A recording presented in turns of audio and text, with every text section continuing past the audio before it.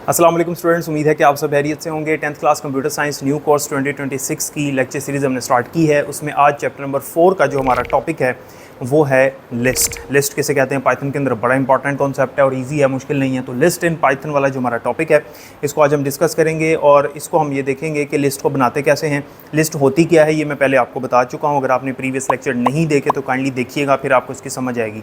जब हमने for loop पढ़ा था इसी चैप्टर के अंदर तब मैंने आपको लिस्ट के बारे में बता दिया था। अलबत्ता आज भी थोड़ा सा मैं आपको बता दूंगा, लेकिन प्रीवियस लेक्चर अगर आपने नहीं देखे तो उसको ज़रूर देखिएगा। डिस्क्रिप्शन में प्लेलिस्ट का लिंक मौजूद है जिसमें सारे लेक्चर आपको तरतीब में मिल जाएंगे। इसके अलावा अगर आपको नोट्स चाहिए इजी वर्डिंग में तो स्क्रीन पे नंबर चल रहा है, आप कॉन्टैक्ट कर सकते हैं। लिस्ट इन पाइथन, पाइथन के अंदर लिस्ट का क्या मकसद है? जब हमारे पास एक से ज़्यादा वैल्यूज़ हों, ठीक है, जब हमारे पास मल्टीपल वैल्यूज़ हों, ज़्यादा वैल्यूज़ हों, तब हम उसको किसी एक वेरिएबल के अंदर स्टोर करवाते हैं लिस्ट बना के। फिर वो जो वेरिएबल है उसको हम लिस्ट कहेंगे, वो लिस्ट बन जाता है। ठीक है, जैसे कि यहाँ पर उसने किया हुआ है, ये देखें यहाँ पे लिखा हुआ है फ्रूट्स, ये एक लिस्ट का नाम है। इक्वल्स टू, आगे आपने स्क्वायर ब्रैकेट लगानी है और उसके अंदर 3 वैल्यूज़ लिखी हैं, मैंगो, कोमा, एप्पल और बनाना। यहाँ पर भी कोमा आएगा, ये आपकी बुक में नहीं लगा हुआ है, इसको ठीक कर लें। तो आपने जो वैल्यूज़ लिखनी है उनके दरमियान में कोमा लगाना है। स्ट्रिंग वैल्यू है तो सारी स्ट्रिंग होंगी, अगर इंटीजर है तो सारी इंटीजर्स होंगी। तो यहाँ पर उसने स्ट्रिंग वैल्यूज़ ली हैं, चूँकि स्ट्रिंग वैल्यूज़ हैं इस वजह से इन्वर्टेड कोमास यानी डबल कोटेशन मार्क के अंदर उसने इन वैल्यूज़ को लिखा हुआ है। तो फ्रूट्स के नाम से एक लिस्ट तैयार हो गई जिसके अंदर ये 3 वैल्यूज़ हैं। इसी तरह से अगर मैं लिखता हूँ a इज़ इक्वल्स टू 1 तो इसके अंदर ये एक ही वैल्यू है, ये लिस्ट नहीं है, ये जस्ट वेरिएबल है इंटीजर टाइप का। लेकिन अगर मैं यहाँ पर ये ब्रैकेट लगाता हूँ और यहाँ पर वैल्यूज़ लिख देता हूँ मज़ीद, जैसे 51, तो ये 3 वैल्यूज़ जो हैं वो इस a के अंदर जाकर स्टोर हो जाएंगी। अब होता ये है, इसका थोड़ा सा कॉन्सेप्ट आपने समझना है कि ये स्टोर किस तरह से होती हैं।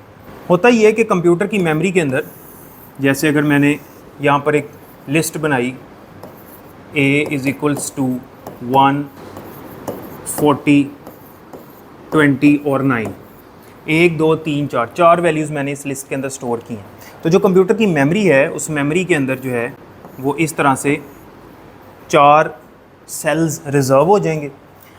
पहली वैल्यू यहाँ पर आके स्टोर होगी, दूसरी दूसरे सेल के अंदर, तीसरी तीसरे सेल के अंदर, चौथी चौथे सेल के अंदर, और इन सब का नाम a ही होगा, इन सब का नाम a ही है। वैसे अगर हम एक वेरिएबल लेते हैं जैसे a इज़ इक्वल्स टू 9 तो मेमोरी के अंदर एक सेल रिजर्व होता है, इसका नाम a होता है और उसकी वैल्यू 9 होती है। तो जहाँ पर हम a लिखते हैं, जैसे प्रिंट करते हुए मैं लिखता हूँ a, तो a की वैल्यू चूँकि 9 है तो 9 जो है वो डिस्प्ले हो जाएगा।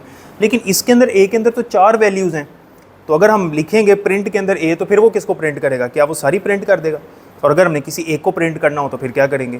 तो उसके लिए कॉन्सेप्ट आप समझिएगा। फिर हम इस्तेमाल करते हैं इंडेक्स नंबर को, क्योंकि कंप्यूटर इनको वैल्यूज़ को स्टोर करता है अगेंस्ट देयर इंडेक्स नंबर्स।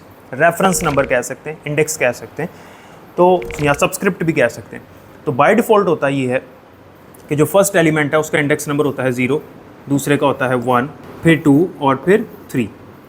तो 0, 1, 2 और 3, यानी अगर इसके अंदर 4 वैल्यूज़ हैं तो 4 सेल्स रिजर्व होंगे, लेकिन उनके इंडेक्स नंबर 0 से स्टार्ट होकर 3 तक जाएंगे। हैं ये 4 ही, लेकिन इंडेक्स नंबर 0 से स्टार्ट होकर 3 तक जाएंगे। अब अगर आपने किसी एक स्पेसिफिक वैल्यू को स्क्रीन पर डिस्प्ले करना है, जैसे 40 को आपने डिस्प्ले करना है, तो आप फिर लिखोगे प्रिंट, सिर्फ एक वैल्यू डिस्प्ले करनी है तो आप लिस्ट का नाम लिखोगे और स्क्वायर ब्रैकेट के अंदर आप लिख दोगे, चूँकि ये दूसरे नंबर पे पड़ी है, जो दूसरे नंबर पे वैल्यू उसका इंडेक्स नंबर 1 होगा। ये बड़ा इंपॉर्टेंट MCQ आ सकता है और ये आता भी है। वो पूछता है आपसे कि जो सेकंड एलिमेंट है, इनको एलिमेंट्स कहेंगे, जो सेकंड एलिमेंट है लिस्ट का उसका इंडेक्स नंबर क्या होगा? उसका इंडेक्स नंबर होगा 1, क्योंकि पहले वाले का 0 है तो दूसरे का 1 होगा। ठीक है, और इस तरह ये भी पूछ सकता है कि बाय डिफ़ॉल्ट फर्स्ट एलिमेंट जो है उसका इंडेक्स नंबर क्या होता है? वो होता है 0। और बाय डिफ़ॉल्ट लास्ट एलिमेंट का इंडेक्स नंबर क्या होता है? n-1। n-1 का मतलब है कि अगर 4 हैं तो 4-1 कर लो तो 3 होगा लास्ट वाले का। ये देखें यहाँ पर ये 3 ही है। तो यहाँ पर अगर मैं लिखता हूँ 1 तो फिर क्या प्रिंट होगा? 1 वाले इंडेक्स नंबर पे हमारे पास क्या पड़ा हुआ है? 40। तो 40 जो है वो स्क्रीन पे डिस्प्ले हो जाएगा। ये लिस्ट को बनाने का कॉन्सेप्ट होता है और लिस्ट को प्रिंट करने का कॉन्सेप्ट होता है। ये जो मैंने आपको भी यहाँ पर बताया, ये बात उसने बुक में लिखी हुई है। ये देखें यहाँ पर उसने लिखा हुआ है प्रिंट फ्रूट्स। जब सिंपल लिस्ट का नाम लिख देंगे तो सारी वैल्यूज़ प्रिंट हो जाएंगी। जैसे यहाँ पर देखें प्रिंट हो रहा है, आउटपुट में क्या आ रहा है? मैंगो, एप्पल और बनाना। ठीक है, ये आउटपुट आ गई। तो ये है क्रिएटिंग लिस्ट, लिस्ट को क्रिएट करना।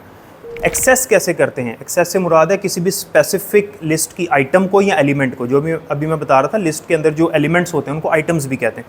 किसी स्पेसिफिक एलिमेंट को आपने एक्सेस करना है तो उसके लिए आप क्या करते हो, ये देखें वही वाली एग्जांपल जो मैंने आपको बताई, उसी तरह उसने लिखा हुआ है fruits equals to mango, apple और बनाना। तो यहाँ पर जो है वो मिस्टेक है, ये स्क्वायर ब्रैकेट क्लोज होगी और ये नहीं आएगा यहाँ पे, बाकी सारा ठीक है।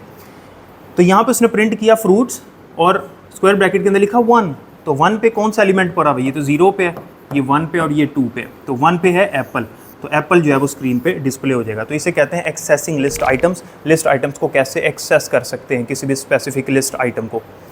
और मॉडिफाइंग लिस्ट का क्या मतलब है, अगर आपने एक दफ़ा लिस्ट क्रिएट कर ली है अब आप उसको चेंज कैसे कर सकते हो। चेंज से मुराद ये है कि किसी वैल्यू को रिप्लेस कर देना, फर्स्ट वैल्यू को, सेकंड वैल्यू को, थर्ड वैल्यू को, उसकी जगह पर कोई और वैल्यू ले आना, उसका क्या तरीका है। और लास्ट पे एक नया एलिमेंट ऐड करना है, उस लिस्ट की जो लेंथ है उसको, साइज़ है उसको बढ़ाना है, तो उसका क्या तरीकाकार होता है, उसकी एग्जांपल उसने यहाँ पर दी हुई है। एग्जांपल देखें ज़रा, यहाँ पे उसने एक लिस्ट क्रिएट की वही वाली, मैंगो, एप्पल और बनाना, और फ्रूट्स 0, फ्रूट 0। अब वो वैल्यू दे रहा है बेसिकली, फ्रूट्स लिस्ट का नाम लिखा और आगे उसने इंडेक्स नंबर लगाया 0। वो कह रहा है 0 पे क्या स्टोर कर दो, ऑरेंज। तो पहले 0 पे क्या पड़ा हुआ था, मैंगो पड़ा था, अब वो ओवरराइट हो जाएगा। ओवरराइट का मतलब होता है वो वैल्यू रिप्लेस हो जाएगी। अब मैंगो की जगह पे आ गया हमारे पास ऑरेंज, ये पीछे मेमोरी के अंदर वैल्यू चेंज हो गई।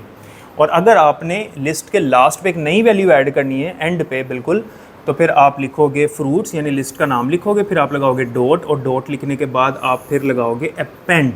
ठीक है, अपेंड लिखना है आपने।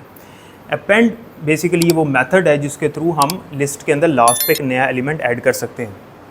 तो अपेंड लिखने के बाद आगे ब्रैकेट के अंदर आपने ये वाली राउंड ब्रैकेट लगानी है आपने, ठीक है, स्क्वायर ब्रैकेट नहीं लगानी। इसके अंदर आपने एक वैल्यू दे देनी है, आपने एक वैल्यू दे देनी है। चूंकि स्ट्रिंग वैल्यूज़ हैं तो इन्वर्टेड कोमास के अंदर उसने लिख दिया पाइनएप्पल। अब जब लिस्ट को प्रिंट कर रहा है तो क्या प्रिंट हो रहा है, ऑरेंज, क्योंकि ये मैंगो रिप्लेस हो चुका था ऑरेंज से, ऑरेंज, एप्पल, बनाना और पाइनएप्पल, क्योंकि पाइनएप्पल को हमने अपेंड किया है। अपेंड का जो मतलब है वो होता है इंसर्ट करना, यानी लास्ट पे एक नया एलिमेंट ऐड कर देना। तो लिस्ट को क्रिएट करना, लिस्ट को एक्सेस करना किसी स्पेसिफिक एलिमेंट को, और उसको मॉडिफाई करना यानी चेंज करना। मॉडिफाई का मतलब होता है चेंज करना, वो हमने देख लिया। नेक्स्ट लेक्चर में हम ये देखेंगे कि लिस्ट के ऊपर कौन कौन से ऑपरेशंस परफॉर्म होते हैं। अभी लिस्ट वाला टॉपिक चल रहा है, लेकिन उससे पहले क्वेश्चन आपको स्क्रीन पे मैं शो कर रहा हूँ, इसका आंसर आपने मुझे कमेंट सेक्शन में देना है। तब तक के लिए मुझे इजाज़त दे, अपना ख्याल रखिएगा, अल्लाह हाफिज़।